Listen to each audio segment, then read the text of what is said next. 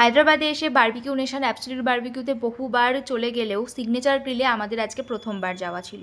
Signature Grylls আমরা এর আগে কখনো যাইনি, আর এটা কিন্তু একটা পুরোপুরি ভেজিটেরিয়ান বাফেট রেস্টুরেন্ট। তো এখানে তোমাদের মেনু কার্ডটাও দেখিয়ে দিলাম। প্রথমেই আমাদের সার্ভ করা হয়েছিল পিৎজা, দেন কর্ন। নর্মালি বারবিকিউতে যেগুলো সার্ভ করা হয় সেইগুলোই, কিছু আইটেম এখানে এক্সট্রা ছিল, যেমন চিজ পটাটো বলস, এই ধরনের আইটেম আরও দু একটা ছিল, আমার নামটা এখন মনে পড়ছে না। তো আমাদের বেশ ভালো লেগেছিল খেতে প্রত্যেকটা আইটেমই। আর বারবিকিউ নেশনের মতোই এখানেও কিন্তু ওই একই ধরনের প্রসিডিওর, একইভাবেই সার্ভ করা হয়।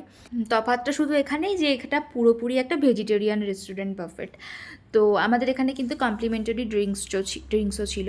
তো তারপরে স্টার্টার কমপ্লিট করে আমরা চলে গেছিলাম মেন কোর্সে আমরা মানে খুব একটা বেশি এক্সপেরিমেন্ট করতে চাই না, অল্প স্বল্প খেয়ে তারপর আমি চলে যাই ডেজার্টে, যেটা কিনা আমার ফেভারিট সেকশন। ডেজার্ট ভীষণই ইয়াম্মি ছিল।